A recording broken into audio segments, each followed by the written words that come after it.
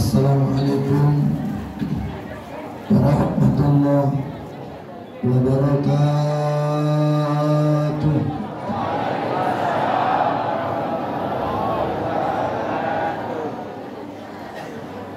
Alhamdulillahil qawiyil ghalib, al-waliyil talib, al-ba'isil warisil manihis salim. Semuanya saya minta jamaah mengikuti.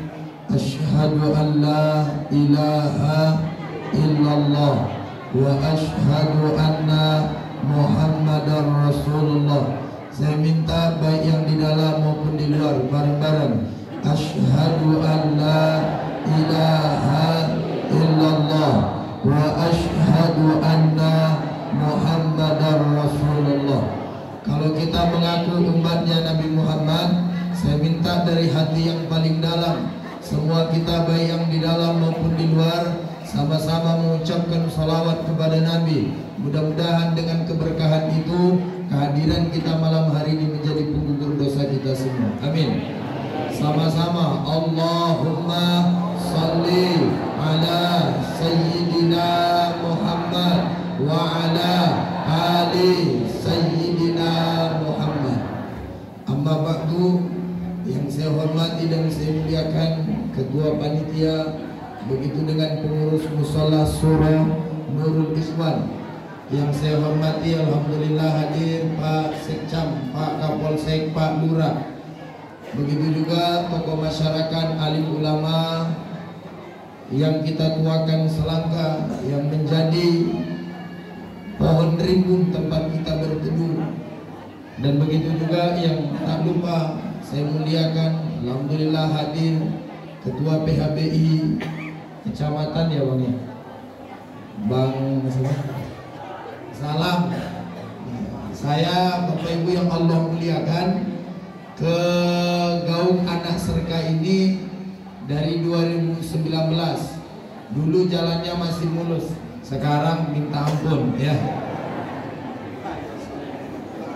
Saya berangkat dari Pekanbaru tadi jam 9. Kenapa saya tidak berangkat tadi malam? Karena tadi malam saya masih tabligh akbar di daerah Kampar, Kabupaten Kampar. Selesai dari Kabupaten Kampar, tadi malam nyampe di rumah jam 2. Kemudian pagi istirahat sejenak, baru berangkat kemari.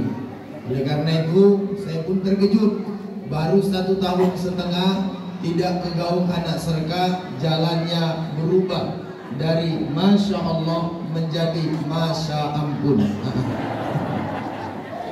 Kita doakan mudah-mudahan jalannya segera diperbaiki. Amin. Mudah-mudahan jalannya mulai bagus lagi. Amin. Ayah bunda, Bapak Ibu yang Allah muliakan, dan saya terkhusus terima kasih kepada Pak Haji Ali Marjani. Tempat saya setiap ke sini, saya biasanya nginap di rumah beliau. Dan alhamdulillah acara ini Bapak Ibu sebenarnya ini cuma acara saya minta silaturahmi. Karena kebetulan saya besok pagi acara di SMA Negeri 1 apa? Kok tahu aja ya. Saya besok di SMA Gaung. Kemudian malamnya saya di Lahang Baru. Malam Jumat pagi saya di Lubuk Besar Kemuning. Kemudian malamnya di Limau Manis, paginya di Seintan. Baru balik ke Pekanbaru hari Sabtu siang. Nyampe malam Minggu paginya berangkat ke Sumatera Utara. Mohon doanya, mudah-mudahan sehat walafiat. Amin. Bapak Ibu yang Allah muliakan, makanya acara malam hari ini cuma silaturahmi.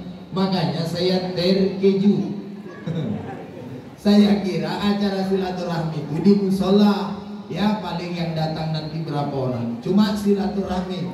Rupanya saya terkejut melihat udah ada persiapan spanduk, walaupun fotonya foto jadul ya. Itu foto saya masih jadul. Nah, kemudian namanya silaturahmi, karena saya juga ngabari kalau saya tak salah seminggu yang lalu ya Pak Haji ya, seminggu yang lalu Tapi saya yakin dan percaya memang masyarakat di tempat gaung anak Serga ini adalah orang-orang yang cinta kepada agama. Amin. Ayah bunda, ada satu jaminan dari Nabi yang disebutkan di dalam kitab Bulughul Maram, ditulis oleh Al-Imam Al-Hafiz Ibnu Hajar Al-Asqalani. Tebal kitabnya 325 halaman. Itu dari Muawiyah, meninggalnya tahun 60 Hijriah, ada yang menyebut 61. Apa kemudian kata baginda Nabi? Mayuridillahu bi khaira yufaqihu fiddin. Kalau ingin melihat baik atau buruknya satu desa, satu kampung, satu kecamatan, lihatlah bagaimana orang terhadap agama. Kalau terhadap agama sudah cinta, mengamalkan agama sudah mau, orang mau baca Quran, orang mau zikir, orang mau menghidupkan masjid, insya Allah tugas Kapolsek ringan. Betul? Sekarang saya mau tanya sama seluruh jamaah, kira-kira kalau anak-anak muda di gaung ini aktif sholat 5 waktu di masjid, kira-kira masih pakai narkoba atau tidak? Jawab yang kompak dan jujur, masih pakai narkoba atau tidak? Kalau anak-anak remaja di gaung anak Serga ini rajin ikut tabligh akbar, rajin ikut pengajian, kemana-mana yang dipegang tasbih dan Al-Quran, mungkinkah mereka memakai heroin? Mungkinkah mereka mohon maaf melakukan perbuatan yang hamil di luar nikah? Tidak. Makanya Bapak Ibu, kalau pengen kampung ini aman, kalau pengen gaung anak Serga bertahan, damai, nyaman, tentram, bahkan Allah limpahkan anugerah, Allah limpahkan keberkahan dari langit dan dari bumi, tidak ada yang bisa kita usahakan kecuali perkuat agama di setiap surau, musola, langgar, tempat-tempat pengajian di gaung anak Serga ini. Setuju? Alah, dari jawabannya baru 3 orang. Setuju? Baru 20 orang. Setuju? Biasa aja, gak usah marah-marah. Jadi itu yang pertama. Pesan saya, Bapak Ibu, kalau ingin suaminya tidak selingkuh, syaratnya gampang. Suruh suaminya belajar agama. Jelas Ibu? Wah, ibu-ibu minta apa ini? Kalau kepengin suaminya tidak selingkuh, tidak bikin yang macam-macam, suruh suaminya ke masjid 40 hari saja, nggak boleh tinggal. Siapa di antara bapak-bapak yang sanggup sholat aktif 40 hari di masjid, tidak pernah tinggal? Dalam riwayat Imam Turmuji ada 2 yang Allah berikan. Pertama, bara'atun minan nifaq, Allah bebaskan dari sifat kemunafikan. Wajahnya bukan wajah pembohong, wajahnya bukan wajah ingkar janji. Jadi kalau ada datang anggota dewan, kalau ada datang calon anggota DPR, datang calon anggota bupati, bapak-bapak, ibu-ibu tidak usah mengajukan program. Cukup Bapak Ibu ajukan 1 lembar, lalu kemudian suruh dijawab, apakah Bapak pernah sholat 40 hari ke masjid nggak tinggal-tinggal? Kalau jawabannya belum pernah, jangan pilih sampai dia mati. Jelas? Sallu ala Nabi Muhammad. Sallu ala Nabi Muhammad. Kelihatannya nggak ada semangatnya. Saya ajak kita sholawatan. Ini tim hadrohnya kemana ya? Oh ya, ada orang yang bilang boleh nggak main hadroh di masjid? Ada yang bilang haram gitu. Nabi menyebutkan wadribud dukuk, boleh ditepuk hadroh, gitu ya Bu ya. Bahkan ini bagus dilestarikan. Yang ini hafal nggak? Ya la qalbi, ya la qalbi, surur qad tawala, bihabibin bihabibin,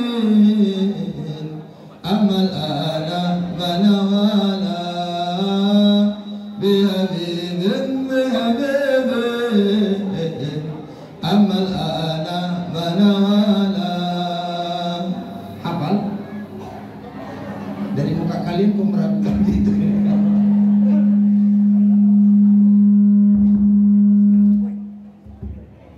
apa-apa. Sambil kita malam hari ini santai-santai aja Bunda. Saya mohon maaf lahir batin. Memang kalau ditanya apakah saya lelah, betul. Masalahnya saya terkejut nengok jalan tadi Pak. Saya mau turun tadi di mana? Ini desa sebelum Teluk Pinang apa? Bukan Sungai Piring. Teluk Pak, iya kan agak parah itu. Lama, ya Allah Rabbi. Pokoknya saya mau turun ya jadi. Cuma teringat saya kalau saya turun kapan sampainya. Ayo dibantu boleh? Sebentar. Yang vokalisnya yang mana tadi? Ayolah. Sallu ala Nabi Muhammad. Kalau saya bilang sallu ala Nabi, Bapak Ibu sekalian menjawab sallallahu alaihi wasallam. Boleh? Sallu ala Nabi Muhammad. Kurang kompak. Sallu ala Nabi Muhammad. Ya la qalbi ya la qalbi surur. Ya silakan. Nggak dapat. Yang mendapat yang kayak persimanan. Ini Pak Haji dibayar nggak? Kok nggak ada yang dapat katanya? Gratis ya? Gratis kalian. Oh ada sikit-sikit. Kalau ada sikit buatlah sikit-sikit. Ada sikit-sikit. Cek 1 2. Ayo. Versi sendirilah. Saya dengarin aja. Merajuk pula nanti. Dah buat. Wala qalbin sururkan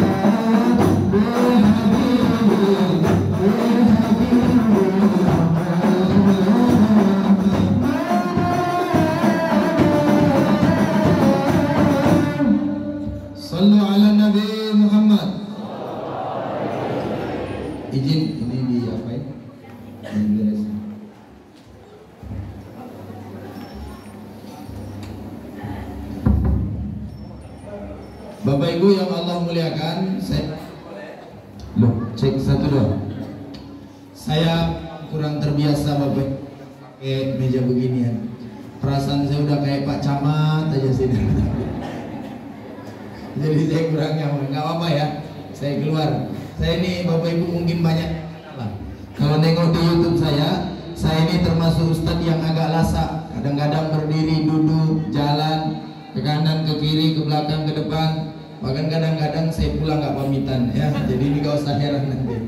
Ayah bunda, Bapak Ibu yang Allah muliakan, Isra dan Mi'raj yang malam hari ini kita peringati, saya ingin sampaikan quotes-nya saja. Saya ingin sampaikan kesimpulan sederhana. Nanti dari situ kita bahas beruntut ke bawah. Pertama, ayah bunda, kata-kata yang harus kita ingat adalah keberhasilan atau hadiah yang besar tidak akan mungkin diberikan kalau usahanya kecil. Saya ulang sekali lagi, hadiah besar hanya layak diberikan kepada usaha yang besar. Sekali lagi, hadiah yang besar hanya layak diberikan kepada usaha pengorbanan, perjuangan yang besar. Kenapa begitu? Kita belajar dari Isra dan Mi'rajnya Nabi. Sebelum Nabi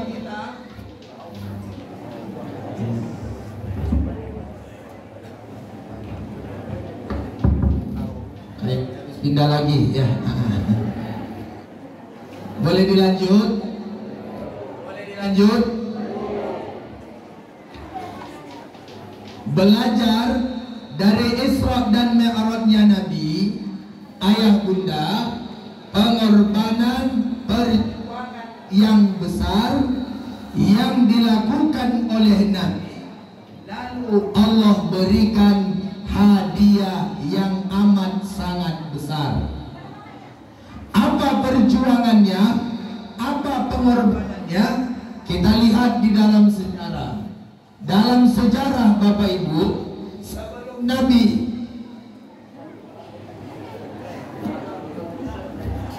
putus.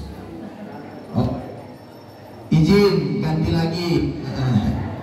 Yang keberapa? Yang ketiga.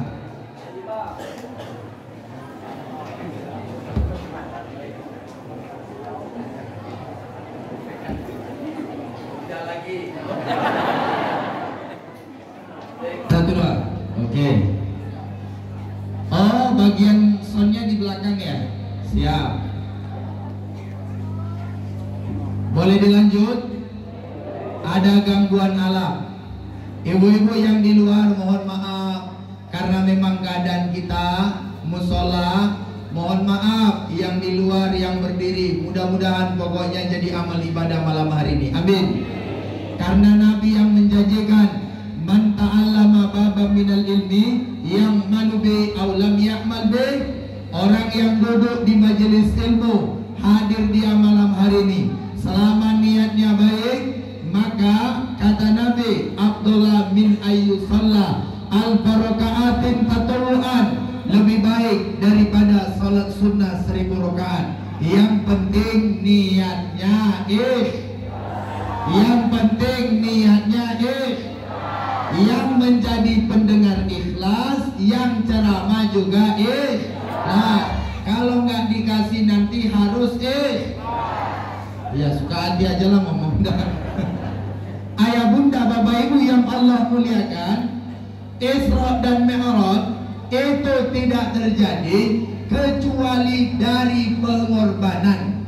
Karena Isra dan Mi'raj kalau bahasa kitanya ibarat buah atau ibarat hadiah atau ibarat panen. Setelah menanam, memupuk, lalu dapat buahnya. Kalau kita langsung ke buah, tidak tahu proses, itu yang sering kita perhatikan. Banyak orang hanya terkagum melihat orang di atas, tapi dia tidak tahu bagaimana perjuangan sampai ke atas. Paham? Awak ini kan kadang-kadang mohon maaf, kelihatan lahan rumah orang besar, kelihatan tanah orang besar, kebun orang besar, istri orang. Iya, kita hanya melihat besarnya, paham? Tapi kita nggak lihat prosesnya. Pak Sekcam, Pak Kapolsek, anggaplah orang yang paling besar di kecamatan ini. Semua ada prosesnya. Pak Kapolsek nggak ujuk-ujuk tamat SMA langsung jadi Kapolsek. Mungkin daftar berapa kali gagal, Pak? Pernah gagal nggak? Waktu daftar polisi pernah gagal? Nggak pernah, Pak. Langsung berhasil. Bayar berapa dulu, Pak?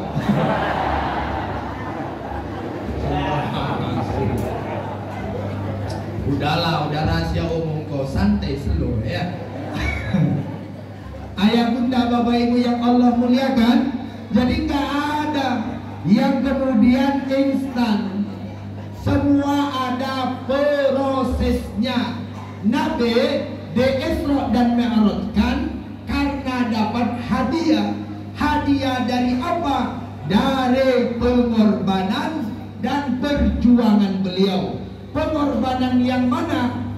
Kita lihat dalam sejarah saya sampaikan tadi, sebelum Nabi Isra dan Mi'raj ada satu tahun yang dikenal dalam sejarah Islam Amul Husni, tahun duka cita. Betul? Kenapa tahun duka cita? Setidaknya ada 3. Pertama, Khadijah meninggal. Yang kedua, Abu Thalib meninggal dan tidak masuk Islam. Yang keempat, Nabi berangkat ke Taif dilempari oleh orang. Dalam keadaan penderitaan yang begitu, Allah berikan kabar gembira, Subhanalladzi asra bi 'abdihi lailam minal masjidil haram ilal mas. Kalau ibu-ibu saya yakin hafal Quran semua. Bapak-bapak ini yang dari tadi nggak ada ibu. Kalau ibu-ibu ini apa ya, sangkaan saya memang hafal Quran semua nih, ibu ini. Kalau nggak percaya boleh saya tesnya. Ibu tolong disambung ayat ini ya. Bismillahirrahmanirrahim. Yasin. Hafal Quran semua Pak, Yasin. Ibu-ibu boleh disambung ayat yang lain. Bismillahirrahmanirrahim. Wattini waturi sinin. Masya Allah. Ibu tolong disambung ayat ini. Bismillahirrahmanirrahim. Zalikal kitabu la raib. Memang hebat-hebat mak-mak di gaung anak sergani. Hafal Quran semua. Kalau bapak-bapak saya tak yakin. Saya coba ya Pak ya. Tolong disambung ayat ini. Bismillahirrahmanirrahim. Allahu nurus samawati wal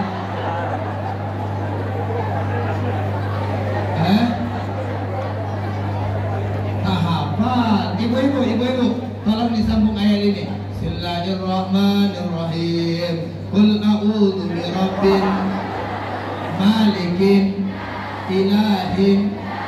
Masya Allah. Bapak, izin Pak. Bismillahirrahmanirrahim. Disambung Pak. Bismillahirrahmanirrahim. Wabtaghi fima. Astagfirullah. Ibu-ibu. Bismillahirrahmanirrahim. Qul huwallahu Allahu lam yalid. Hebat ibu-ibu di gaung ini, luar biasa. Keren. Bapak.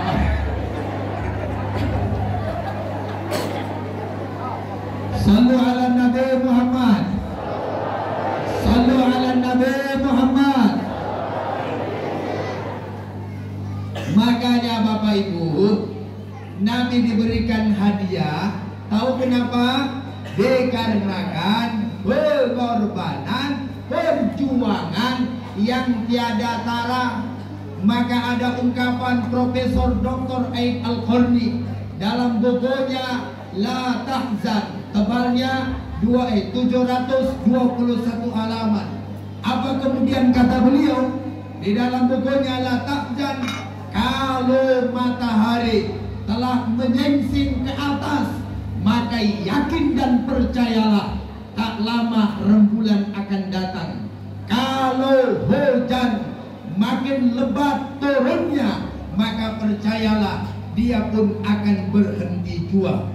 Hidup kita ini seberat apapun pasti akan manis di ujungnya. Yang penting sabar, ikhlas dalam menjalani. Bapak-bapak contoh yang dapat ujian istri cerewet luar biasa. Pagi ngomel, bantu Pak, bantu. Pagi bantu Pak, bantu. Pagi, siang, malam, mau tidur, ngigau. Udah, maka percayalah bapak-bapak, itu tidak akan mungkin selamanya. Ada akhirnya. Dan kalau sabar dan ikhlas, apa dikatakan oleh Imam Ghazali, yang bagai ayakudar rajul inda zawjatihi kasobi, semestinya lah seorang laki-laki di depan istrinya seperti anak kecil, nggak usah rewel. Kata istrinya, Bang Peladang, berangkat aja Pak. Bang balik kita Pak. Udah, kita ini Pak mohon maaf, taat di depan istri. Apapun yang kita bilang, kalau istri sudah megang kendali, kita tetap kalah. Sabar, ikhlas, jalani. Kalau nggak sanggup, ganti istri.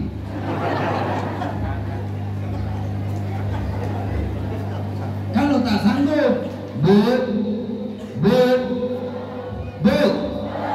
ibu-ibu juga begitu. Kadang-kadang kan mohon maaf, ibu dapat suami ya nggak sesuai dengan ekspektasi, nggak sesuai dengan harapan. Karena mohon maaf, kelemahan perempuan cuma satu. Apa itu? Sekarang saya tanya ibu-ibu semua, boleh jujur ya Bu ya? Bu, jujurlah Bu. Sekarang ibu-ibu saya mau tanya Bu, kalau ibu punya suami tampan tapi nggak ada duitnya, ada suami ibu jelek tapi duitnya banyak, pilih yang mana?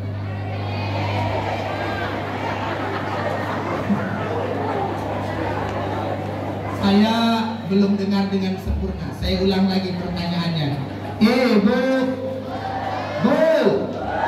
yang di dalam maupun di luar, halo ibu. Ibu ditakdirkan punya suami jelek tapi duitnya banyak, punya suami ganteng tapi tak berduit, pilih yang mana? Pilih yang mana, ganteng atau jelek? Bapak-bapak, yang bapak dengar jelek atau ganteng? Gimana lah jamaah macam begini? Halo, yang jelek atau yang ganteng? Nah sekarang saya ubah pertanyaan yang kedua. Ada kakek-kakek udah tua tapi uangnya banyak.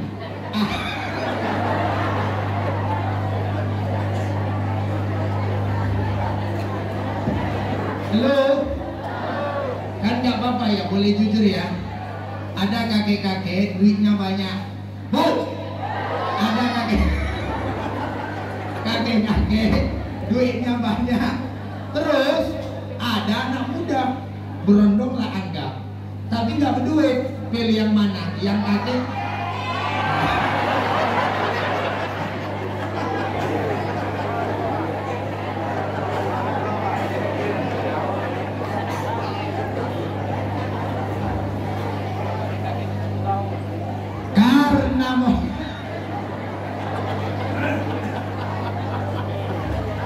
Karena mohon maaf, kelemahan perempuan itu letaknya di harta. Maka kalau perempuan mampu mengendalikan harta, surga tempatnya. Makanya ibu-ibu disuruh berdiri, mohon maaf, di masjid dengan berdiri di pasar Tembilahan lebih tahan berdiri di pasar Tembilahan. Ada ibu-ibu yang mohon maaf kalau datang ke Pekanbaru keliling ke mall, mulai dari pagi sampai sore nggak ada duduk-duduk. Tapi baru setengah jam di masjid, ikut sholat taraweh, bawaannya udah setengah mati. Apalagi mohon maaf, imamnya kadang-kadang kan ada imam ini nggak punya perasaan. Iya ada. Contoh imam yang nggak punya perasaan. Contohnya, Bismillahirrahmanirrahim.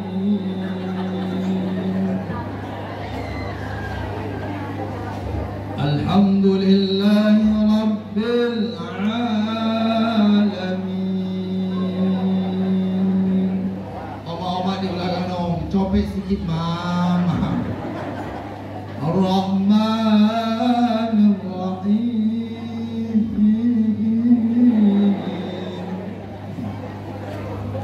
Maliki Yaumiddin.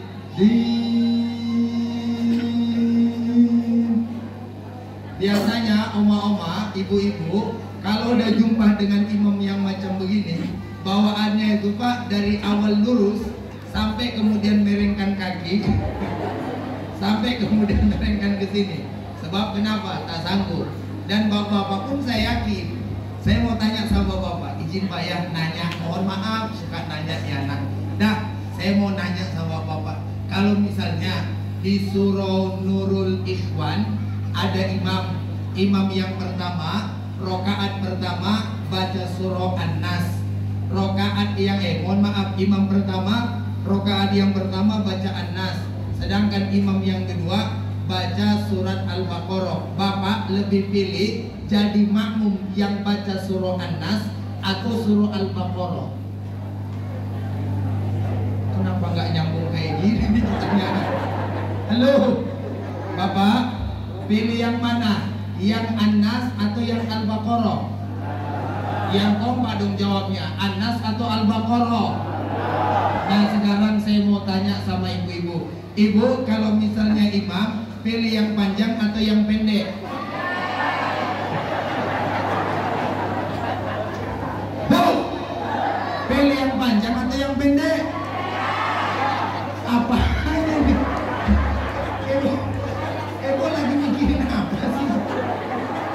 Sallu ala Nabi Muhammad. Sallu ala Nabi Muhammad.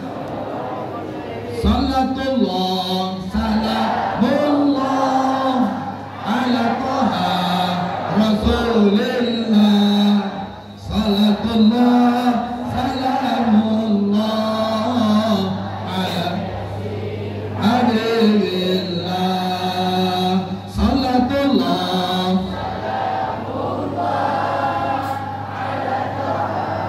Rasulillah. Salat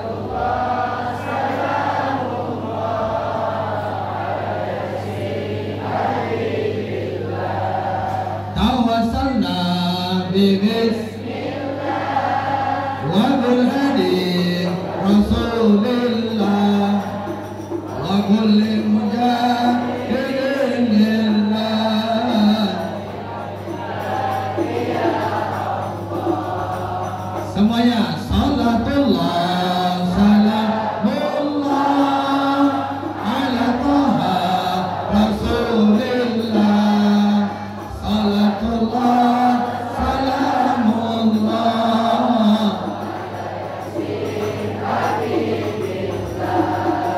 Oke, saya minta dari yang di luar karena memang jauh ya. Ibu-ibu, bu, bapak yang di luar bareng-bareng boleh ya. Yang di dalam berhenti bentar aja. Salatullah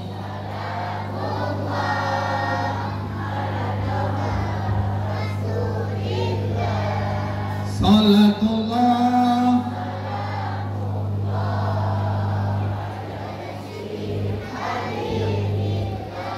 Subhanallah, lebih semangat mereka rupanya dari kita yang di dalam. Ah, sekarang saya minta ibu-ibu sebelah sini. Bapak-bapak tolong Pak diam Pak ya. Salatullah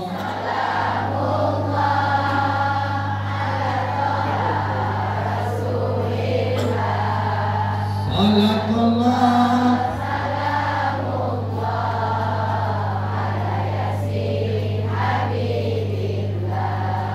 kalau ibu-ibu semangat kan karena langsung nengok saya ya Bu ya. ustadznya yang mana gitu ya Bu ya. Saya Ibu yang Allah muliakan, kemarin itu di Indosiar 2019. Setelah itu 2020 saya ikut aksi di rumah. Waktu itulah saya dekat sama Lesti.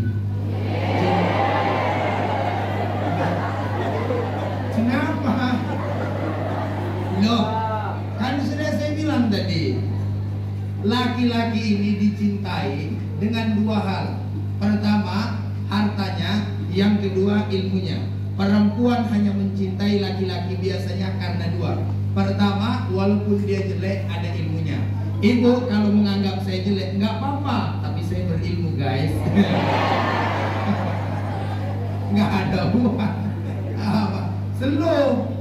Makanya bapak-bapak yang Allah muliakan, Isra dan Mi'raj yang kita bahas tadi, sudah Nabi Allah berikan hadiah itu dikarenakan pengorbanan yang luar biasa. Pengorbanan yang mana? Pertama, Nabi ditinggalkan oleh Abu Thalib. Siapa Abu Thalib? Paman kandungnya Nabi. Dari mana? Nabi kita Muhammad punya ayah namanya Abdullah. Abdullah punya ayah namanya Abdul Muthalib. Abdul Muthalib punya ayah namanya Hashim. Hashim punya ayah namanya Abdul Manaf. Abdul Manaf punya ayah namanya Qusay. Qusay punya ayah namanya Kilab. Kilab punya ayah namanya Murrah. Murrah punya ayah namanya Ka'ab. Ka'ab punya ayah namanya Lu'ay. Lu'ay punya ayah namanya Ghalib. Ghalib punya ayah namanya Fikir. Fikir punya ayah namanya Malik. Malik punya ayah namanya Kinana. Kinana punya ayah namanya Khuzaimah. Khuzaimah punya ayah namanya Mutrika. Mutrika punya ayah namanya Mutar. Mutar punya ayah namanya Nezar. Nezar punya ayah namanya Ma'ad. Ma'ad punya ayah namanya Adanan. Adanan punya ayah namanya Odad. Odad punya ayah namanya Barot. Barot punya ayah namanya Hamal. Hamal punya ayah namanya Kedra. Kedra punya ayah namanya Banat. Banat punya ayah namanya Ismail. Ismail punya ayah namanya Subhanallah Ibrahim. Kenapa Pak Haji? Oh, berdengung.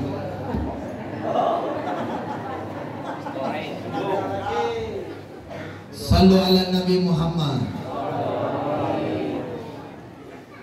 Ini nanti lama-lama insya Allah nggak berdengung. Saya kadang-kadang Bapak Ibu sebagai ustadz ya, kadang-kadang kepikiran begini loh. Kok kadang-kadang kalau misalnya artis yang datang mic-nya nggak ada yang berdengung, bagus aja gitu ya. Apalagi kemarin itu saya lihat lagu-lagu yang viral itu. Contoh misalnya, kuda yang mana Tuhan senangi, kuda yang putih di dalam kandang, janda mana Tuhan senangi, janda yang putih berambut pirang. Ya salam, bagus mic-nya ya. Tiba giliran awak ceramah baca ayat di sini full sampai sana ahad. Sallu ala Nabi Muhammad. Sallu ala Nabi Muhammad. Ayah bunda, lihat Abu Thalib. Siapa? Abu Thalib yang saya ceritakan tadi adalah paman kandungnya Nabi. Sebab kenapa Abu Thalib dengan Abdullah, dengan Abbas, dengan Hamzah, dengan Abu Lahab masih ada hubungan saudara. Kenapa ada? Karena ayahnya Nabi Abdullah punya datuk, punya ayah namanya Abdul Muthalib. Abdul Muthalib ini punya anak laki-laki 10 orang, perempuan 6 orang. Laki-laki 10, perempuan 6. Jelas? Dari yang 10, waktu Nabi dilahirkan dan hidup, saat menerima Islam, itu yang masih hidup ada 4 orang. Pertama namanya Hamzah, meninggal di perang Uhud, jantungnya diambil oleh perempuan bernama Hindun dan ibunya. Yang menompaknya namanya Wasim, yang menyuruhnya Jubair bin Mut'im. Ayah bunda yang Allah muliakan, maka ketika itu Hamzah meninggal dunia di Uhud. Yang kedua, ada namanya Abu Lahab. Abu Lahab paman kandung Nabi, tapi meninggal waktu perang Badar. Panjang ceritanya, menyedihkan, mengenaskan, dan menjijikkan. Bagaimana matinya Abu Lahab, bagaimana matinya Abu Jahal, bagaimana matinya Umayyah bin Khalaf yang pernah menyeret-nyeret Bilal bin Rabah. Itu sudah saya jelaskan di tempat yang lain. Di sini insya Allah akan saya jelaskan nanti kalau diundang lagi. Halo, jelas? Abu Lahab nggak mau. Hamzah meninggal di perang Uhud tahun ketiga, Badar tahun kedua, Uhud tahun ketiga, perang Khandaq tahun kelima. Ayah bunda yang Allah muliakan, maka ketika itu Nabi setelah datang ke rumahnya Hamzah, datang ke rumahnya Abbas, dan datang ke rumahnya Abu Lahab, tidak ada satupun yang menerima. Maka yang menerima Nabi ketika itu adalah di rumahnya Abu Thalib. Kenapa Nabi diterima? Saat itu Abdul Muthalib telah meninggal dunia, Aminah telah meninggal dunia, Abdullah telah meninggal dunia. Kenapa Abu Thalib menerima? Karena Abu Thalib walaupun tidak sempat masuk Islam, bahkan meninggal dalam kekafiran, tapi dia punya istri yang senantiasa bisa menerima orang lain di rumahnya. Makanya kita ini pun Pak bisa kuat kalau ibu-ibunya kuat. Kita ini bisa berbakti bapak-bapak kepada orang tua kalau yang sebelah sini dan sebelah sana itu Pak nggak usil. Kadang-kadang kan kita laki-laki mau ngasih orang tua ya, lalu istri kita udah melotot. Kasih. Iya kasih aja sana, kasih sama orang tua, kasih. Cuma bukan ibu-ibu di sini, bukan. Ini di daerah Tembilahan besar, bukan di sini. Kalau ibu-ibu di sini, masya Allah, lebih parah dari kadang-kadang. Ayah bunda yang Allah muliakan, Abu Thalib punya istri namanya Fatimah. Fatimah ini mengatakan kepada Abu Thalib, wahai Abu Thalib, bagaimanapun itu adalah anak dari abangmu Abdullah, maka terima dia. Maka Abu Thalib mengatakan, wahai istriku, enggak apa-apa, Muhammad saya masukkan ke rumah ini, enggak apa-apa, masukkan, kita rawat, kita besarkan. Bahkan dalam catatan sejarah, Abu Thalib dengan Fatimah istrinya, suami istri, mereka berdua merawat dan mencintai Nabi sepenuh hati. Padahal bukan dari darah sendiri, tapi kecintaannya kepada baginda Rasul amat sangat luar biasa. Makanya ayah bunda yang Allah muliakan, tak kala Abu Thalib meninggal dunia, Nabi merasa satu tempat bersandarnya telah hilang. Karena Abu Thalib ini, kalau kita baca di dalam sejarah, termasuk di antara yang istimewa. Banyak sebenarnya. Satu saya sampaikan, yang lain kalau diundang lagi ya. Keistimewaan Abu Thalib, ayah bunda harus kita pahami bersama. Abu Thalib lah dulu yang membela Nabi mati-matian. Bahkan ketika datang seorang pemuka orang Arab namanya Walid bin Mughirah. Walid bin Mughirah ini punya anak yang terkenal dalam sejarah Islam, namanya Khalid bin Walid. Khalid bin Walid punya ayah namanya Walid bin Mughirah. Walid bin Mughirah terkenal dalam sejarah Islam, orang yang ahli siasat, orang yang pandai melobi. Kalau urusan-urusan tentang itu, maka Walid bin Mughirah yang maju. Datanglah Walid bin Mughirah menjumpai Abu Thalib. Dia mengatakan, wahai saudaraku Abu Thalib, saya datang kemari diutus oleh Abu Jahal dan abu-abu yang lain. Saya ingin minta kepadamu, kasih saja Muhammad kepadaku, kita barter dengan kebun kelapa.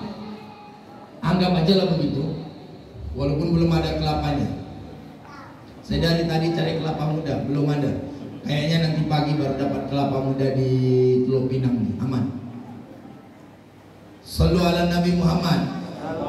Sallu ala Nabi Muhammad. Boleh saya lanjutkan? Sudah hampir jam 12 masalahnya. Iya. Serius.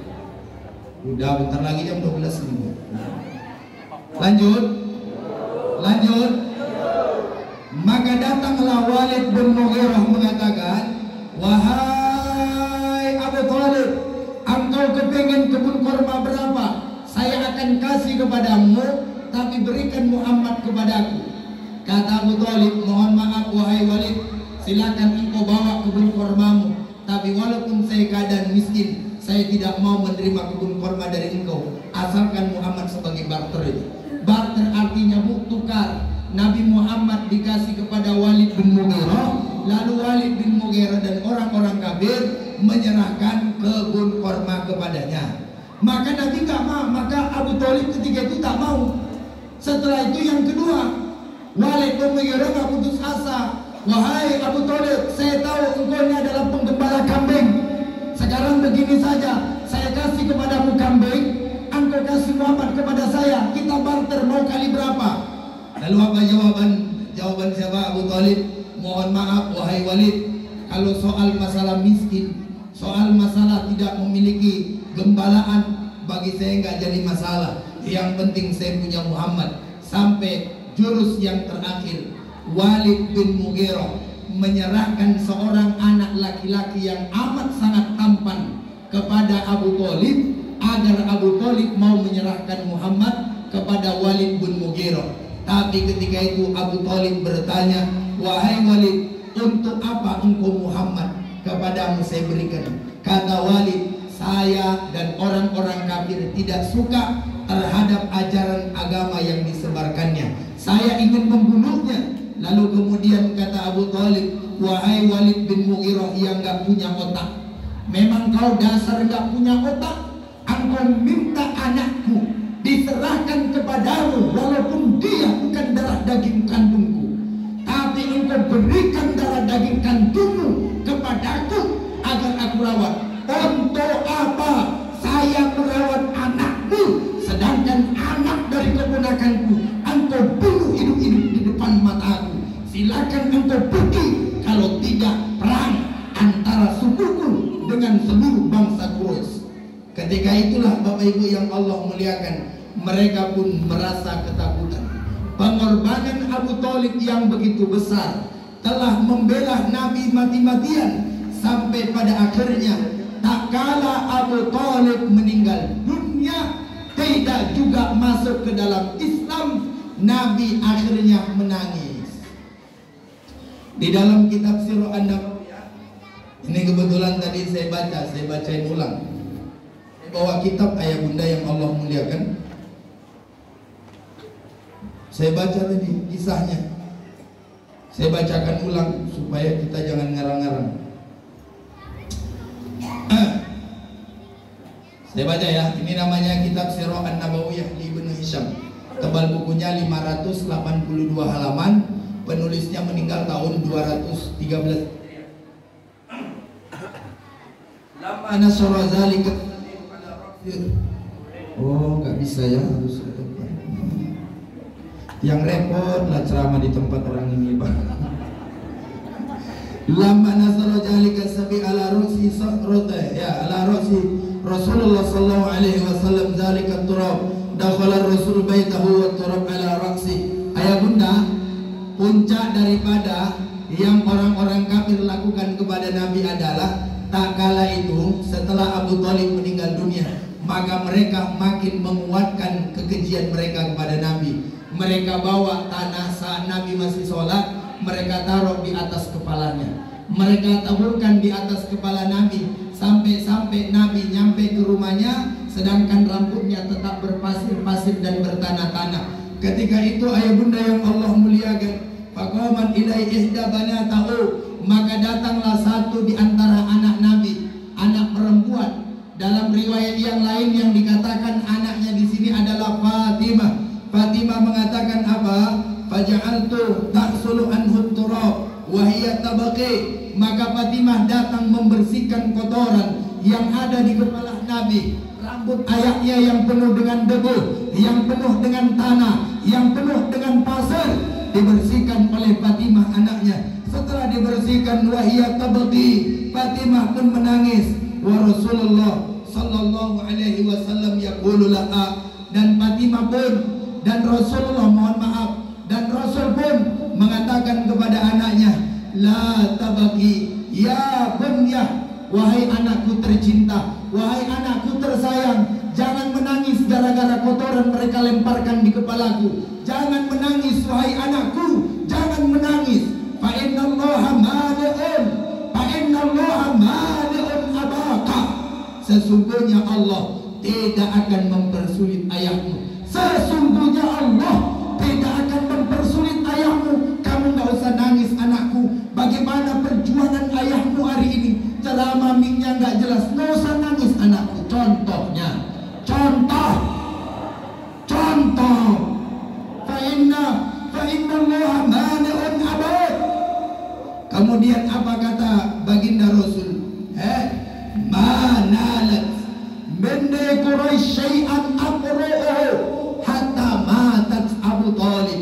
Tidak ada hal yang paling menyakitkan yang pernah dialami oleh Nabi, yang dilakukan oleh orang-orang kafir, kecuali setelah meninggalnya Abu Talib. Makanya Nabi mengalami penyiksaan zahir dan batin. Makanya sering saya bilang di mana-mana, kalau kita zaman sekarang Pak agama, apa yang kita dapatkan? Penyiksaan.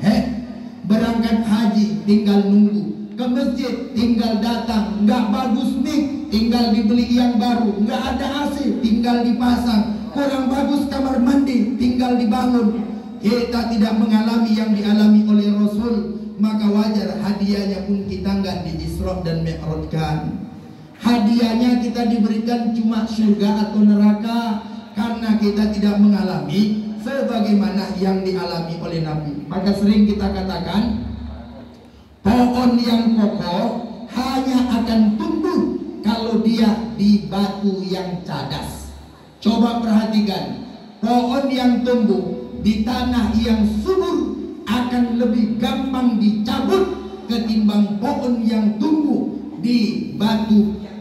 Apa sebabnya? Sebabnya ayah bunda, kalau pohon itu tumbuh dari batu yang cadas, maka dia kokoh dan kuat. Sedangkan dari tanah yang subur, maka dia gampang rapuhnya. Maka kita pun zaman sekarang, kalau mendidik anak dengan kesungguhan, kehati-hatian, dengan baik-baik, dengan baik, akan jauh lebih kokoh ketimbang anak yang mohon maaf di zaman sekarang, anak lato-lato, anak iPhone, anak TikTok, anak Samsung, anak apa lagi, dan anak-anak yang lainnya. Ini ayah-ayahanda saya yakin dan percaya, zaman dulu 20-30 tahun yang lalu di Gaung Anak Serka ini sudah ada lampu atau belum? Pak Haji, tahun berapa masuk di sini lampu Pak Haji?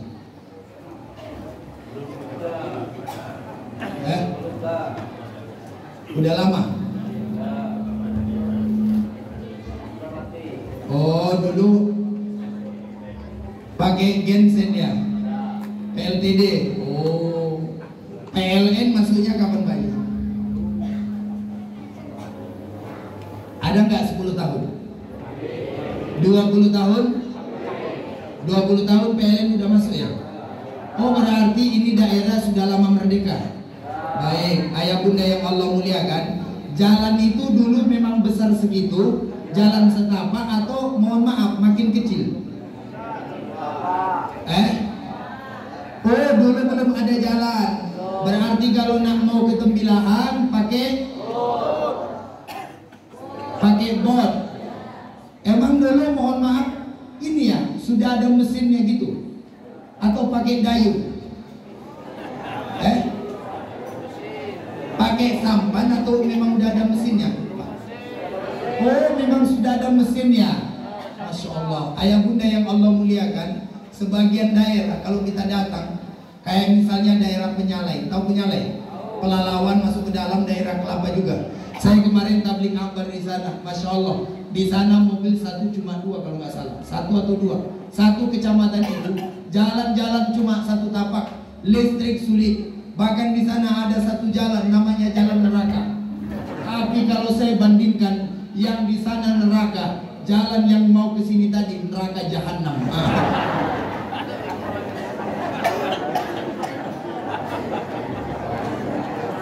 Sallu ala Nabi Muhammad. Tersinggung ya.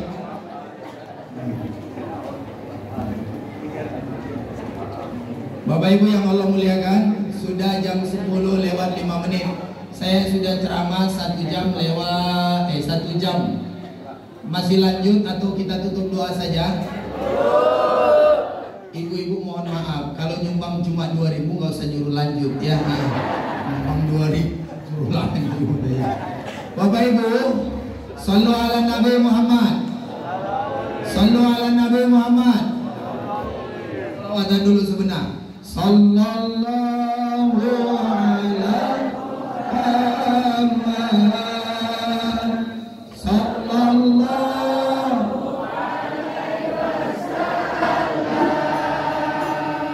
Sallallahu ala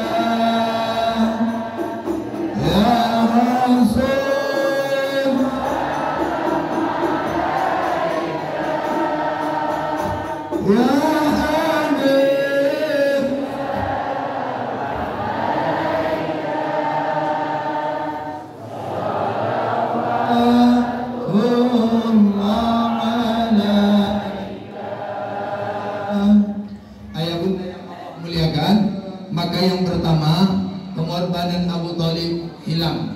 Apakah itu sudah cukup yang dialami oleh Nabi? Tidak. Ternyata yang kedua, istri beliau pun yang beliau sayangi bernama Khadijah juga meninggal. Kita malam hari ini saya hanya ingin mengatakan bahwa baik dan tidaknya satu kampung itu juga tergantung adalah ibu-ibu. Bu, makanya kalau ibu-ibu di kampung ini baik, insya Allah kami ini semua laki-laki, tidak ada yang terlahir dari laki-laki.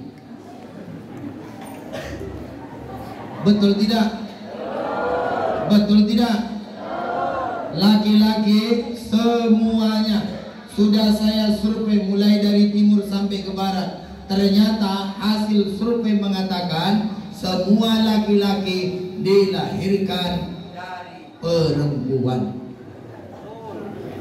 Atau ada di sini lahir, mohon maaf, dari laki-laki? Ada? Ada? Laki-laki lahir dari laki-laki di sini ada? Semua kita lahir dari perempuan.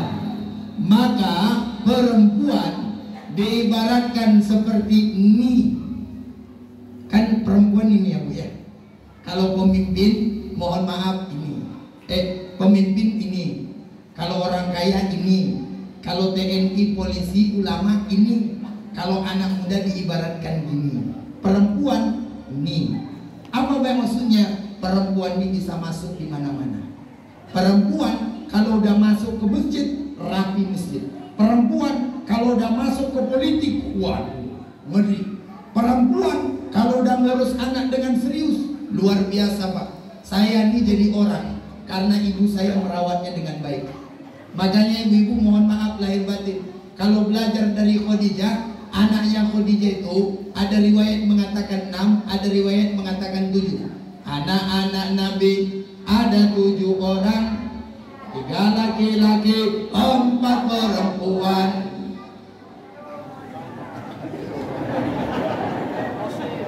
Saya ulang lagi lah.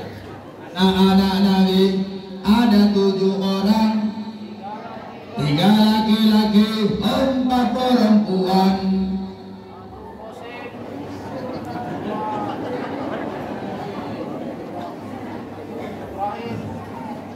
Saya ulang sekali lagi ya. Ibu-ibu, tolong disambung. Bila kamu di sisiku, hati rasa. Nah, hafal semua ini. Gimana lagi, Mama? Nah, ayah bunda yang Allah muliakan, anak Nabi 7. Ada riwayat mengatakan 6. Kita sepakati 7 yang populer. Ayah bunda, anak Nabi yang 7-7-nya semuanya menjadi. Fatimah adalah perempuan yang dijamin masuk ke dalam surga pertama, perempuan. Lalu kemudian Nabi punya anak 2 yang dinikahi oleh Utsman, Ummu Kulsum dan Ruqayyah. Ummu Kulsum dan Ruqayyah, dua-dua perempuan yang amat sangat taat kepada Utsman bin Affan. Ayah bunda yang Allah muliakan. Sedangkan anak Nabi yang lainnya yang laki-laki, mulai dari Abdullah, Qasim, lalu kemudian Ibrahim, 3-tiganya meninggal belum sampai dewasa. 7 daripada anaknya Khadijah semuanya jadi orang besar, semuanya jadi penghuni surga. Ini pesan kepada ibu-ibu, kalau punya anak 3, pastikan 3-tiganya masuk surga. Kalau punya anak 5, pastikan 5-5-nya masuk surga. Saya kadang-kadang kalau jumpa sama orang, apa cakap dia sama saya? Ustaz, anak saya ada 5. Terus saya bilang, 1 di gubernur, yang kedua di Singapura, ketiga Malaysia, yang keempat di Cina, yang kelima punya kebun 18 hektar di sana. Kaya semua Ustaz. Alhamdulillah, anak saya berhasil semua. Saya tak bangga kalau ada orang ngomong sama saya, Ustaz, anak saya 1 begini, 1 begini, kaya semua. Saya tak bangga, karena menurut saya semiskin apapun kehidupan orang, kalau anaknya soleh dan solehah, itu jauh lebih baik ketimbang dia yang kaya, yang punya jabatan, pangkat dan harta, tapi anaknya nista dan durjana, apalagi tidak kenal kepada Allah Subhanahu wa Ta'ala. Camkan baik-baik itu, bahwa kekayaan yang hakiki bukan soal anak kita jadi PNS. Kekayaan yang hakiki bukan soal anak kita jadi orang kaya. Kekayaan yang hakiki, pastikan anak ibu-ibu menjadi anak yang soleh dan solehah. Saya doakan semoga anaknya semua soleh dan solehah. Amin. Gak usah bangga dengan anaknya punya fortune lain sebagainya. Orang zaman sekarang ini cara berpikir udah banyak kebablasan. Doa kita itu apa? Rabbana hablana min azwajina wa dzurriyyatina qurrata a'yun waj'alna lil muttaqina. Dalam ayat yang lain Allah sampaikan apa? Doa untuk anak. Dengarkan baik-baik. Doa untuk anak. Rabbana hablana minas sholihin. Kalau kita artikan, ya Allah ya Tuhanku, berikan kepadaku anak yang soleh dan Ada nggak doa dalam Al-Quran? Ya Allah, kasih aku anak yang Ada. Ya Allah, kasih aku anak yang Ada ngomong, ya Allah, kasih aku anak yang sarjana. Nggak usah bangga anak ibu sarjana. Kalau mohon maaf akhlaknya rendah, betul? Nggak usah bangga anaknya jadi orang kaya kalau tidak mengerti tentang masyarakat sekitarnya. Karena mohon maaf, belajar dari Khadijah, perempuan sederhana, kaya raya, tapi anaknya soleh dan soleha. Siapa itu? Khadijah.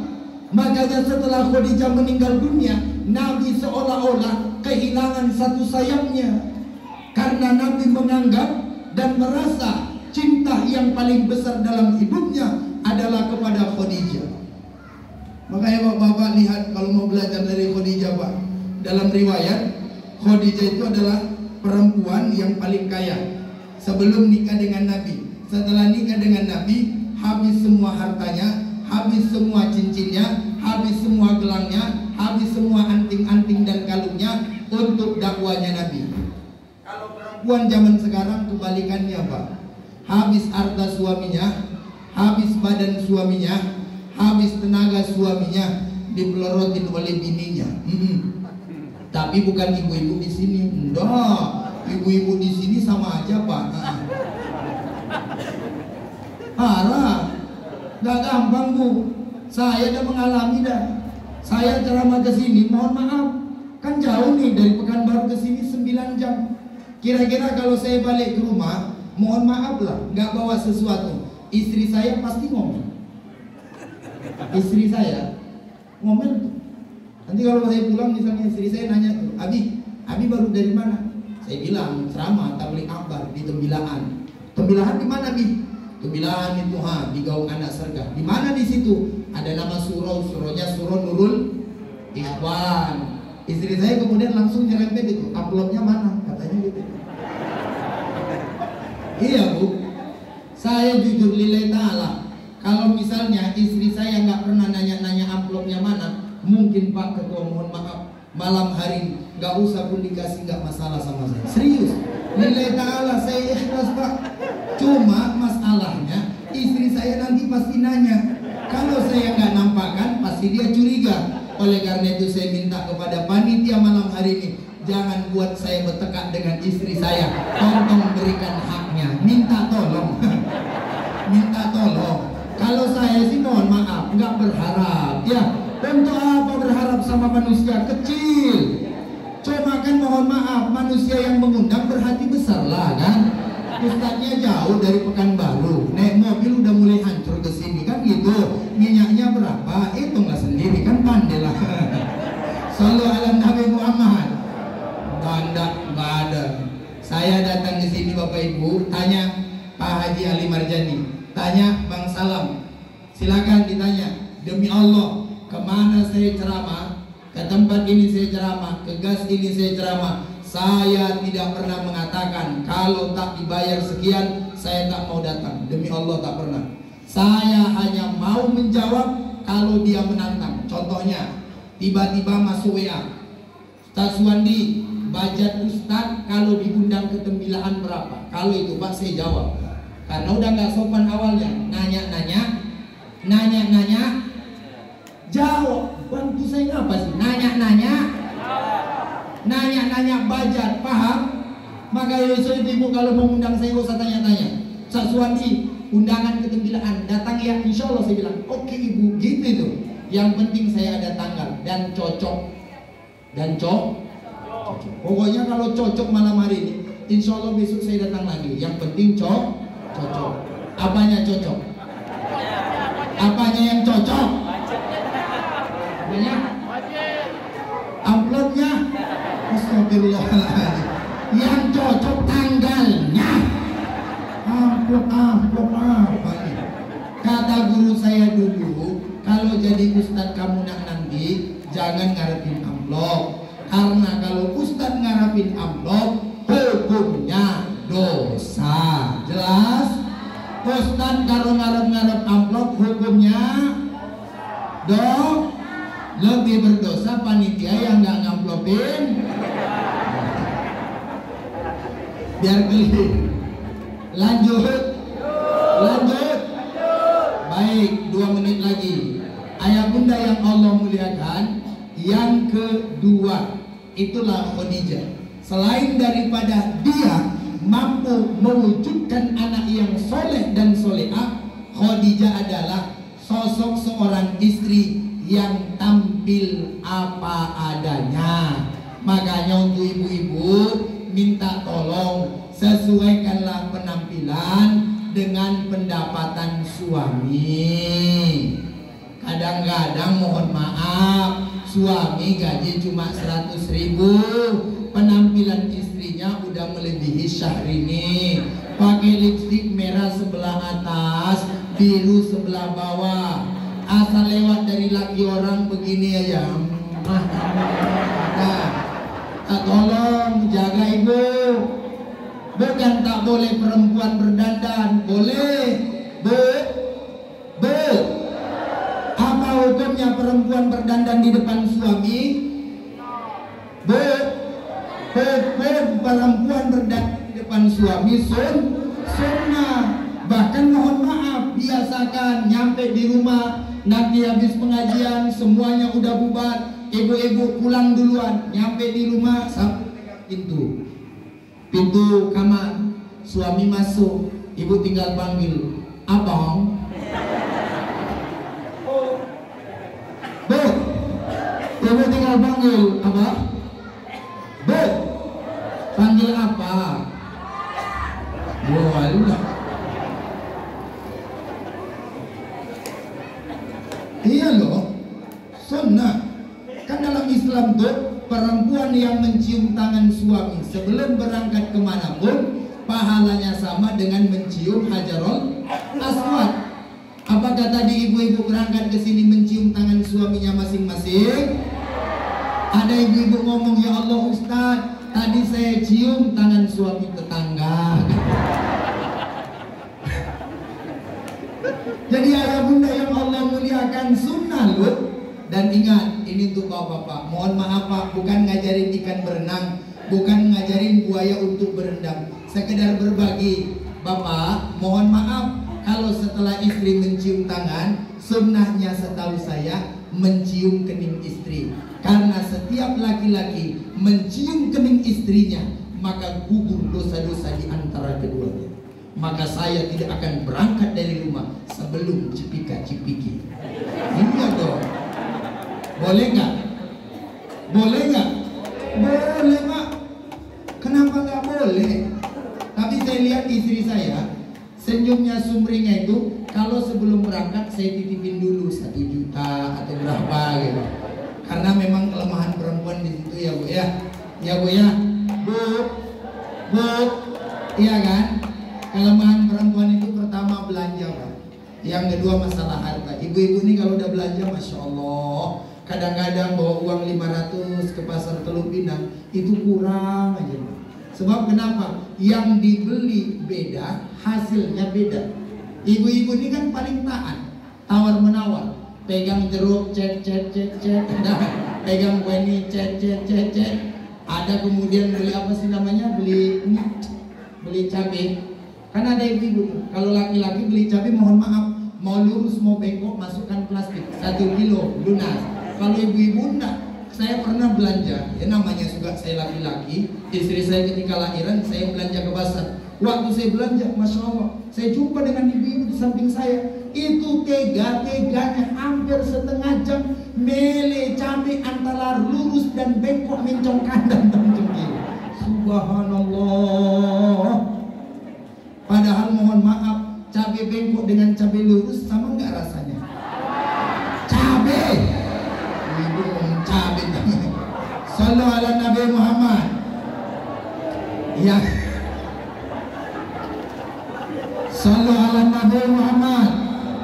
Sallu ala Nabi Muhammad.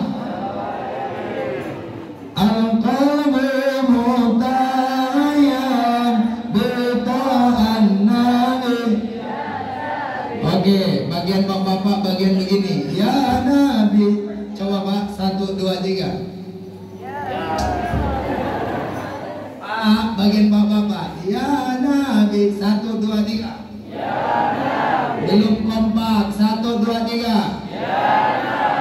Oke, saya coba ya. Al-qalbi mutayan biqa'an nabi.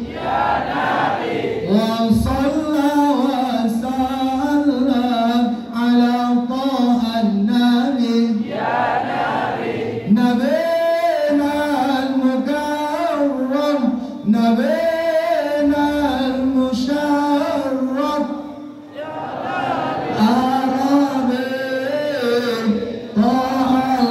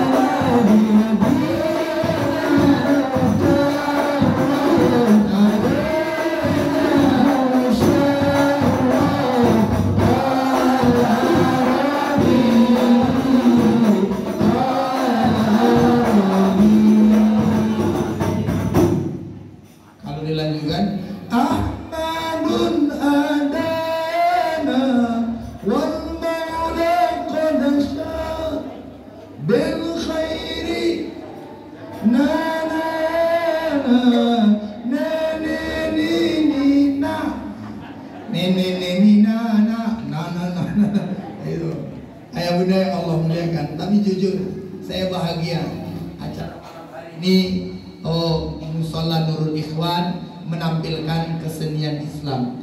Mudah-mudahan semakin banyak pecinta-pecinta hadroh di lingkungan ini. Amin. Makanya adik-adik pun dibuat nanti kawan-kawan dari misalnya musola mana, tempat yang lain juga diajarin. Karena ini yang sekarang, dan vokalisnya kalau bisa serentak kayak Habib Syekh itu kan bagus kan. Kalau beliau udah ngomong Habib Syekh itu wah Masya Allah. Habib Syekh, lalu kemudian Habib Zainal Abidin, kalau udah Masya Allah, kalau udah begini tuh illallah. Iya, karena hidup ini tergantung siapa yang mimpin. Kita ini Pak, mohon maaf, suara itu kelihatan biasa, tapi kalau yang zikir itu adalah guru sekumpul, semua kita ngikut.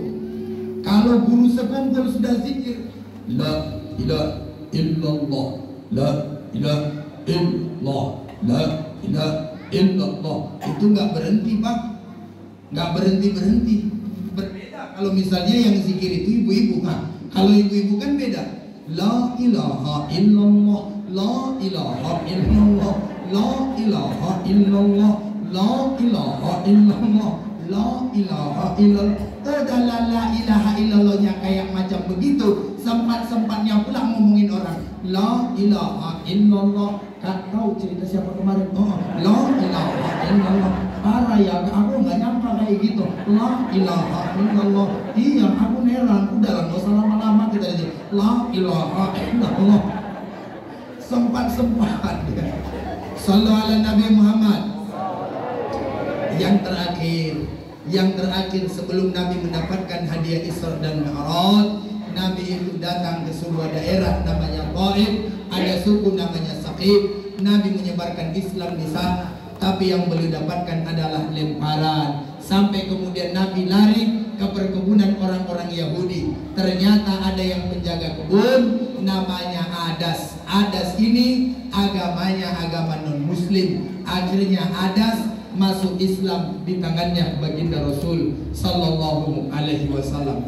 Hikmahnya apa ayah bunda? Hikmahnya setelah Nabi diuji dan dicoba bertubi-tubi oleh Allah, lalu kemudian Allah berikan hadiah kepada beliau. Subhanalladzi asra bi'abadihi lailam minal masjidil haram ilal masjidil aqsa. Diberangkatkanlah Nabi dari Masjidil Haram ke Aqsa, sampai kemudian naik ke langit yang ketujuh, berjumpa dengan Allah. Dalam sebuah riwayat Nabi menerima perintah sholat, awalnya 50 turun jadi 5. Karena apa? Karena Nabi melihat kita ini umatnya, mungkin kalau dibuat 50 banyak yang nggak sanggup, yang 5 lah yang menjadi kewajiban kita. Apalagi temanya malam hari ini untuk menguatkan keimanan, ketakwaan, dan solidaritas sosial. Keren. Keimanan, Isra dan Mi'raj mengajarkan keimanan. Dari mana? Ayah bunda kalau bukan orang yang beriman payah mempelajari Isra dan Mi'raj. Maka saya punya ungkapan, sesuatu yang terjadi yang nggak bisa diterima akal itu namanya adalah mukjizat. Contoh, ada anak nggak ada bapak dan ibu, tapi dia ada, itu nggak bisa dimasukin akal, tapi harus pakai iman. Contohnya Nabi Adam, jelas. Ada tongkat dipukulkan di laut, lautnya terbelah. Kalau secara akal nggak mungkin, kecuali itu mukjizat. Kepada siapa? Nabi Musa alaihissalam saat dikejar Raja Fir'aun. Ada, mohon maaf, orang dilemparkan ke api, bukan kepanasan, malah kedinginan. Namanya mukjizat. Di mana-mana orang kalau dilempar ke api gosong. Nabi Ibrahim bukan gosong, tapi kedinginan. Apa yang dibaca? Yang dibaca ya nar kuni bardan wassalaman ala Ibrahim. Saya pernah tabligh kabar keterangan, habis ceramah orang nanya saya, Ustaz, tadi yang Ustaz ceramahkan untuk melawan api itu boleh nggak itu dipakai untuk pemadam kebakaran? Contoh, di tempat kami ada kebakaran hutan. Lalu kemudian saya masuk ke dalam api. Saya baca ya nar kuni, nama saya misalnya Leman, kuni Leman wassalaman, misal gitu. Kira-kira aman nggak? Saya bilang sama Wak Lemanku, coba aja Wak, mana tahu. Rupanya dicoba Bapak Ibu. Alhamdulillah, Wak Leman yang masuknya dalam keadaan putih, keluar sudah hitam jeleteng. Jadi mohon maaf, ini hanya untuk diamalkan oleh orang-orang profesional. Karena mukjizat hanya akan diberikan kecuali orang itu nabi. Kalau bukan nabi, namanya bukan mukjizat, tapi mauna. Contoh, ada nenek-nenek di Gaung Anak Serka naik Honda Mio. Saking kecamnya lari 100, Honda ini terbang. Setelah itu nabrak pohon kelapa. Setelah itu terjatuh. Nenek itu malah tersenyum, tidak luka, tidak tergores, tidak berdarah. Ini namanya bukan mukjizat, tapi namanya maunah, pertolongan dari Allah. Jangan pula Bapak Ibu lebay. Ya Allah, nenek itu dapat mukjizat. Nenek itu bukan nabi. Hello. Jelas? Kalau mukjizat hanya diberikan khusus nabi. Jelas? Tapi ada juga orang Allah berikan kemuliaan. Contoh, berjalan dari hujan gak basah, bisa berjalan di atas air, bisa sholat di atas daun, bisa dia sholat di masjid di Surah Nurul Ikhwan, ternyata sudah nyampe di Mekah. Itu Abah Guru Segumpul, kalau beliau misalnya sholat di satu masjid, kadang-kadang badannya di masjid itu, sedangkan beliau dijumpai orang berada di Mekah. Itu namanya karomah. Karomah hanya diberikan kepada orang yang taat beribadah. Contoh, di Tembilahan Guru Sapat. Jelas? Iya kan? Di mana namanya? Ya? Hidayat Sapat. Beliau terkenal di mana-mana. Sebab kenapa? Karomah dan keistimewaannya itu diberikan oleh Allah karena amal ibadahnya, bisa puasanya, bisa zikirnya, bisa sholat tahajudnya, bisa kedermawanannya. Allah angkat derajatnya, namanya karomah. Tapi kalau ada misalnya namanya di sini tukimin, udah nggak pernah sholat ke masjid, nggak pernah baca Quran, nggak pernah berzikir, nggak pernah menutup aurat, tiba-tiba tukimin ngaku saya dapat karomah, tadi lewat dari api kaki saya nggak kebakar. Itu namanya bukan karomah, tapi namanya maunah, bukan irhas. Kehebatan yang diberikan padahal orangnya bukan ahli ibadah, itu mohon maaf ada istilahnya. Contoh, dukun. Dukun ini ada dua. Ada dukun yang rajin ibadah, ada dukun yang memang ya gitulah. Dukun, mohon maaf, dukun. Kalau dukunnya itu pakai kemenyan tapi rajin ibadah, boleh nggak Ustaz? Tanyalah Ustaz yang lain. Saya bukan Ustaz ahli, ya, saya Ustaz kampung. Oleh karena itu pesannya kepada kita semua, ayah bunda, Isra dan Mi'raj itu memang menguatkan keimanan kita. Makanya dibuat salah satu peringatan, walaupun ada yang tidak suka, biarkan saja. Ya, karena dari zaman dulu orang yang tidak suka terhadap Maulid Nabi, Isra dan Mi'raj, hadroh, yasinan, tahlilan dari dulu memang banyak. Ciri-cirinya celananya makin cingkrang, jenggotnya makin jarang. Yang bentar-bentar bilang bid'ah. Kita keluar dari sini kerjaannya itu bid'ah. Kalau orang yang begini nggak usah kita jelasin dalil, nggak usah kita jelasin ayat, nggak usah kita jelasin tentang fadilah. Cukup ambil linggis, ambil penokok, tokoh muncungnya, tak gitu. Sebab kenapa? Kalau dia katakan Isra Mi'raj, Maulid Nabi, kita kumpul begini adalah bid'ah. Ayah bunda yang Allah muliakan, membangun masjid seperti ini di zaman Nabi tidak ada. Betul? Al-Quran di zaman Nabi tidak ada dibukukan. Betul? Tapi toh Al-Quran ada. Betul? Masjid sekarang semakin difasilitasi. Pondok pesantren orang belajar nahu, belajar kawakib, belajar mutasar jiddan, orang belajar bajuri, Safinatun Najah, takrib, belajar majmu' fatwa al-muhazzab. Ya, orang banyak belajar kitab. Di zaman Nabi sahabat nggak pernah belajar al-majmu'. Di zaman Nabi orang nggak pernah belajar Sahih al-Bukhari karena perawinya itu semua. Oleh karena itu Bapak Ibu yang Allah muliakan, mudah-mudahan semua kita menjadi umatnya baginda Rasul sallallahu alaihi wasallam. Amin ya rabbal alamin. Terakhir, sebelum saya tutup, saya akan bacakan satu sholawat. Yang siapa membaca sholawat ini, insya Allah mudah-mudahan hidupnya pulang dari sini dimudahkan oleh Allah Subhanahu wa Ta'ala. Amin. Asal ikhlas bacanya, insya Allah mudah-mudahan hidupnya akan dimudahkan oleh Allah Subhanahu wa Ta'ala. Amin ya rabbal alamin. Ini nanti kita baca sama-sama. Saya minta ayah bunda semua mengikutinya. Tapi sebelum itu izin Pak Haji, dompet saya. Maaf. Saya ada pengumuman ayah bunda yang Allah muliakan. Siapa yang dapat, saya kasih hadiah. Hadiahnya berangkat umroh. Yang bayarin Pak Camat. Ya, saya cuma berangkatin aja. Yang bayarin jangan saya. Baik, izin Bapak Ibu yang Allah muliakan. Saya boleh minum lagi tak? Haus, ange. What is the meaning ange? Panas. Boleh minum? Sebenarnya makruh minum berdiri. Saya duduk saja ya.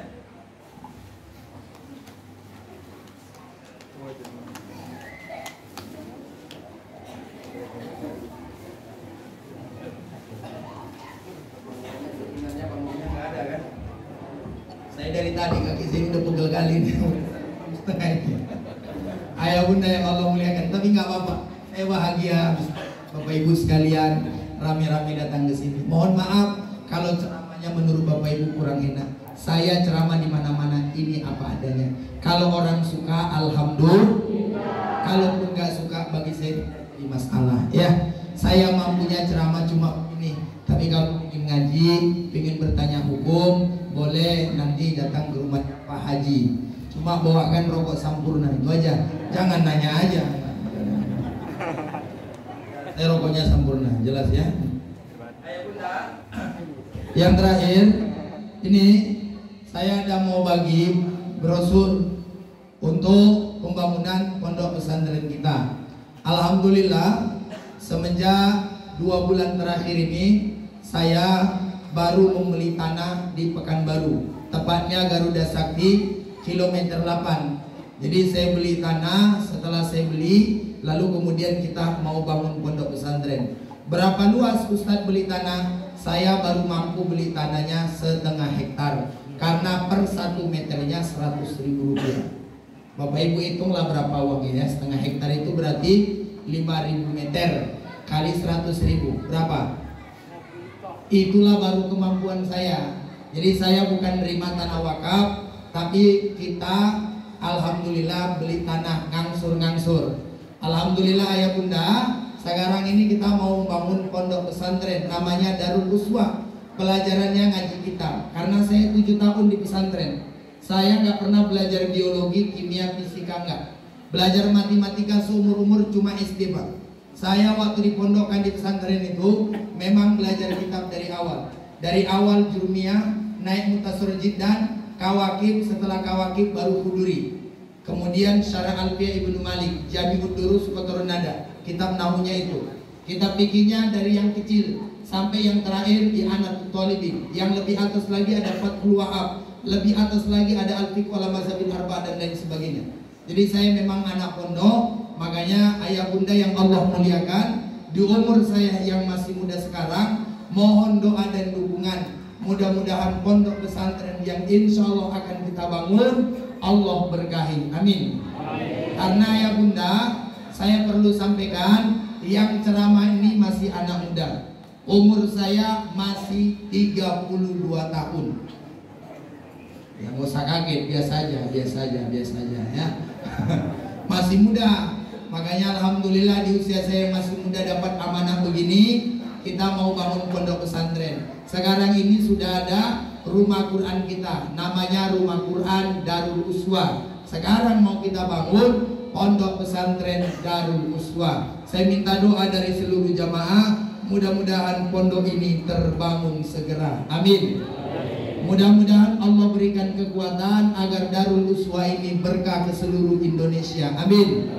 Amin ya rabbal alamin. Nah, yang terakhir saya minta kepada tim, mana tim saya? Ya, ini ada tim saya. Silakan Ustaz Didin, mana Didin? Iya. Silakan dibagikan sebagian kepada ibu-ibu yang di luar, satu kepada bapak-bapak yang di sini. Yang dapat saja, nggak usah semuanya. Kebanyakan ini. Dipercepat. Nanti jamaah minta tolong dibantu saja. Itu Bapak Ibu brosur dari keadaan pondok pesantren kita. Dibantu dibagikan. Dan gak ada kewajiban membantu ya. Setidaknya Bapak Ibu tengok, Bapak Ibu doakan. Mudah-mudahan cepat terbangun pondok pesantrennya Ustaz Suwandi ini. Amin ya rabbal alamin. Oleh karena itu Bapak Ibu, malam hari ini izinkan saya minta tolong kepada jamaah yang hadir malam hari ini, kalau berkenan 1000 orang per orang untuk bantu pembangunan pondok pesantren kita. Saya minta kepada Tanitia disiapkan kotak amal. Nanti jamaah yang mau nyumbang 1000 silakan, mau nyumbang lebih silakan. Yang penting Bapak Ibu sudah lihat itu brosur. Sambil kita iringi sholawat, saya minta panitia yang tadi berjalan dibantu dengan tim saya sama-sama menjalankan bakul. Mudah-mudahan di antara jamaah ada yang mau membantu pembangunan pondok pesantren kita. Siapapun yang membantu, baik doa dengan harta, mudah-mudahan Allah berikan keberkahan di dalam rezekinya. Amin ya rabbal alamin. Sambil sama-sama kita bersolawat. Ya Nabi